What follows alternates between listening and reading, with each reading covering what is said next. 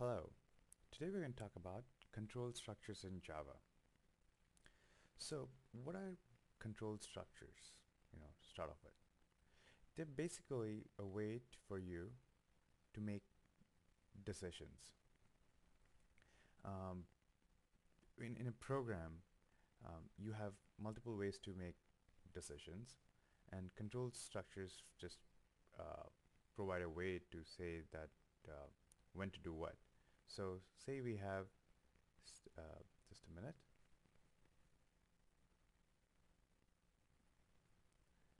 Statement S1 and then statement S2, and you know this is a Java statement. We talked about it in our earlier videos. So statement S1 says do make tea, and say this says do make coffee.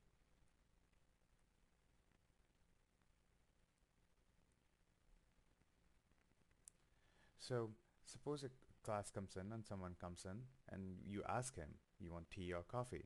And based on what they say, you go and you make tea or you go and you make coffee. So in Java, if you have a program and you ask, and you have another program, and when the other program says it wants coffee, you want to make coffee, and when it says you want to make it wants tea, you make tea. And how do you do that in programming? That's what control statements let you do. It's a simple form of control statement where you ask someone what they want, and based on that you have two operations. We can implement this using a decision control, because here we are making a decision to make tea or to make coffee. These are two options, and you have to choose between one of them. So these are some of the problems which decision control statements address.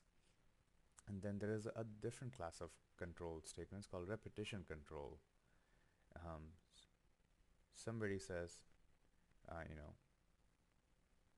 make 5 cups of tea. To accomplish this, we essentially have to call this method called do make tea 5 times.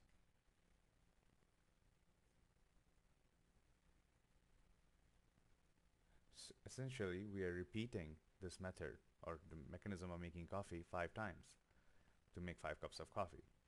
And how do you do that in a program is what we will, or in a Java program is what we'll learn when we learn about using repetition control mechanisms. So with that, let's look at something uh, more important to control statements, and that is where the expression and that controls the statement essentially. Um, so let's start with decision-making statements. If we have something called a basic form of decision-making statement is if and ext1 and do x else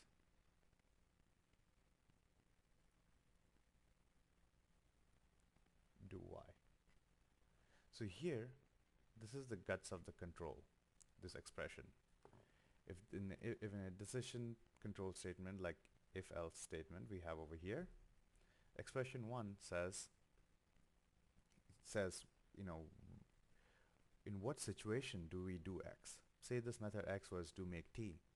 In this expression, if we would say something to the effect that if tea is requested, then do make tea, else do make coffee, because we have only two options and we can make implicit decision that the other alternative is to do make coffee or do y in this scenario. So these are the Boolean expression which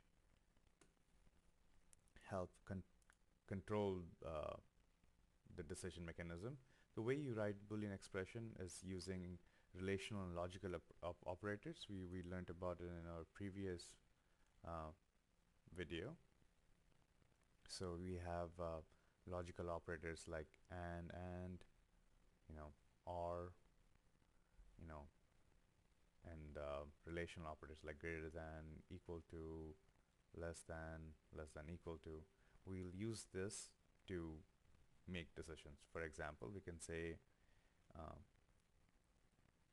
if make t, here this is a Boolean variable, equals true, then do make t. So here this is what's a Boolean expression. It lets us make a decision. It says when the make t is true, we make decision, and we created expression using here this equality operator.